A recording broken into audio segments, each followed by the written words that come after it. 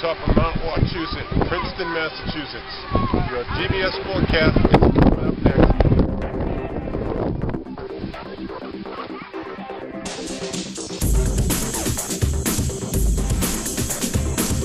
Live from GBS headquarters, it's the GBS Sportscast. And now, here's your host, the Commit. Hey everybody, thanks a lot for coming back. We are at week number 11 of the 13-week GBS fantasy football season.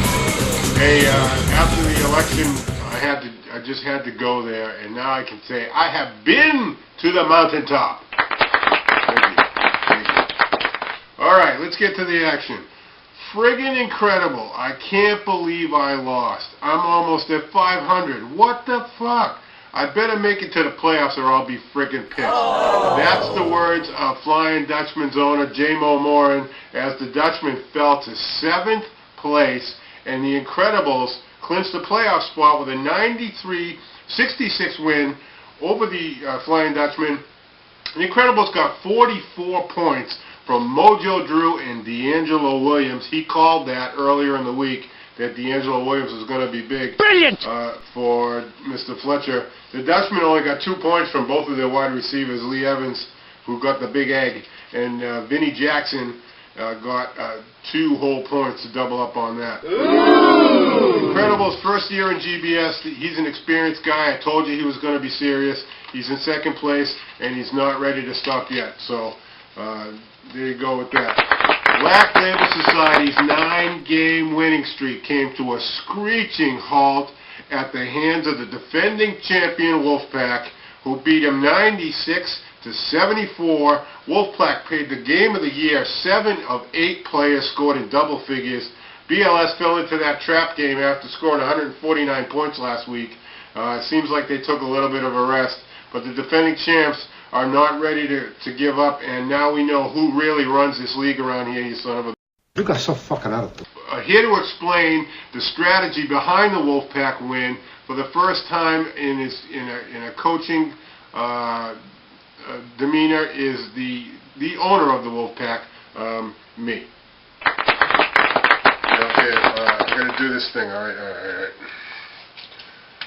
right. This is the way I beat him. Nobody else could do it this year. I'm the defending champion, and this is how I did it.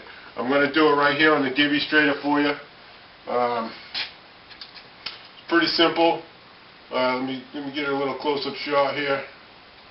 Let me show you how it's done. Yeah, it's good. All right. First of all, it's a pretty basic setup.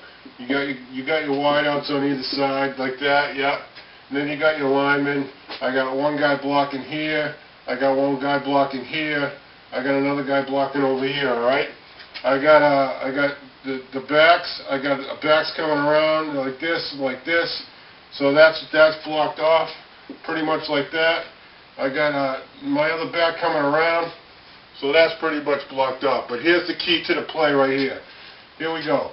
I send the guy in the middle up and around like that. Okay. And then the quarterback just throws in the ball. So here's what we got. We got your big, basic, F-U, BLS, I'm the champion. There you go, all right? Okay, thank you. All right, that's great, yeah, thanks.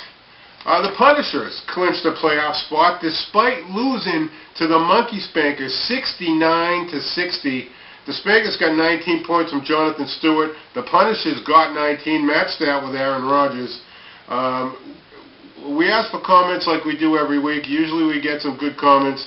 Mr. Lozelle, the subject of the wildly famous Facebook site, Rick is Awesome.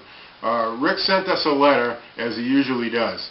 To whom it may concern, after an intense meeting with the team, a couple of moves, coupled with an impressive win last week, I think we may be dialed in to make a good run in the playoffs. We'll see. Anything is possible.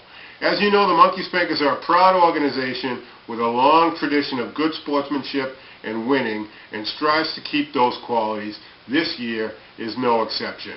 That's good, very good.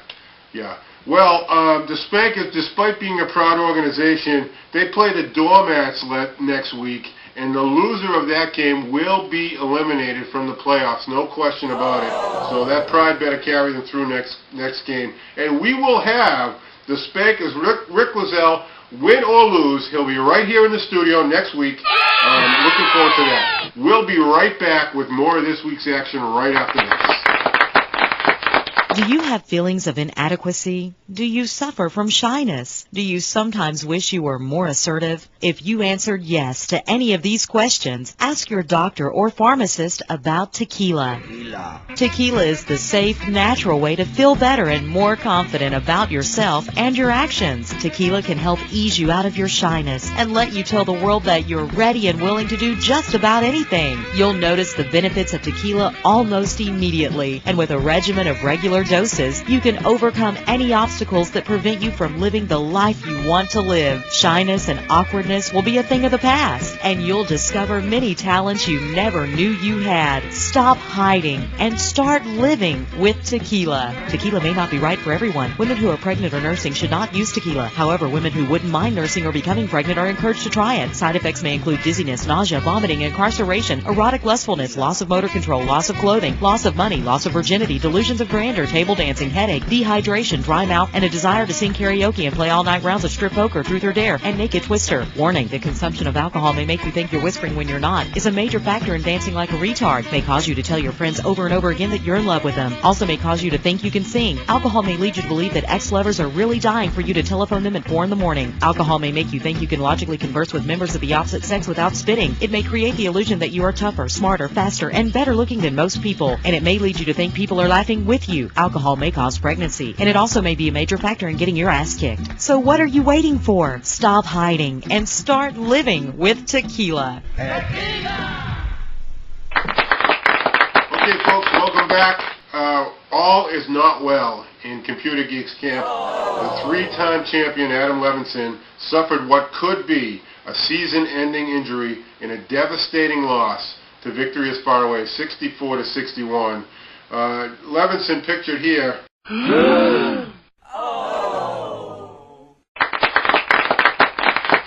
Terrible injury. Had this to say, my opponent last week was as crappy as my team. My crap just stunk more. Week 12, I'll be facing my arch-rival Wolfpack, and the matchup does not look good. Does the Wolfpack have what it takes to knock me out of the playoff picture, or will they roll over as usual and succumb to the legacy of greatness? Well, my friend, I believe greatness is standing right here in Wolfpack camp, so we'll see about that. The torn calf muscle has the coach on crutches, as you saw, just in time to face longtime nemesis the Wolfpack in a game with playoff implications for both teams. If the Geeks win, the Wolfpack's going to have more work to do to get in. If the Geeks lose, they could very well be out of the playoff picture for the first time in a very long time here in GBS history. VFA also has an outside shot at the playoffs with 2 weeks left. This guy just won't go away. I don't know what's going to happen with him. Beantown Badass kept its playoff hopes alive with a 67-63 win, handing the Killer Buckeyes its third straight setback.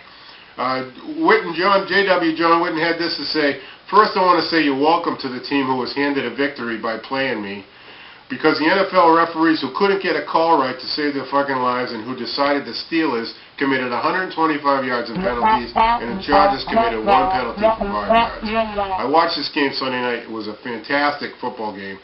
Can you say conspiracy not only against the Steelers, but against the biggest, the Ohio State University fan? And let me just say that snapperhead Roger Goodell can tongue my balls. Balls of steel. Because if he keeps babying these pussy-ass QBs, he might as well let them wear high heels and keep on dating Jeremy.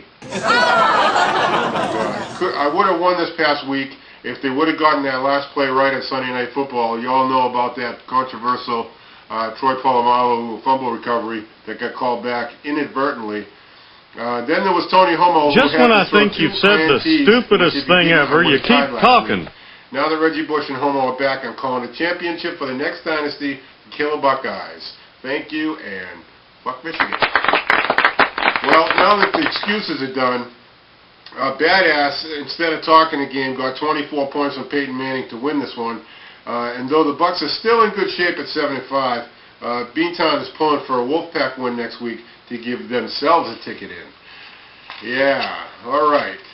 JW always has plenty to say, a good contributor here to the Sportscast. And finally, Shane English is shining up his dancing shoes as the Slackers clinch the playoff spot by stepping on the doormats 88-64, getting 22 points from Marshawn Lynch Monday night, while the last place doormats countered with a -1 from Orange Julius Jones, that Seattle running back that ain't running. So the Slackers are in. Doormats are in dead last place, not eliminated, but pretty damn close. Ooh. All right, next week, we're going to give you a glimpse into the broadcasting juggernaut that is the GBS Sportscast, and a unique view of the Sportscast next week. And in 2 weeks, we're bringing you the playoff edition, the playoff preview edition, with an international flair. More to come on that. I'm sure you're going to want to see it. That's it for now. I'm the Commish. See you next week. Good luck, guys. See you.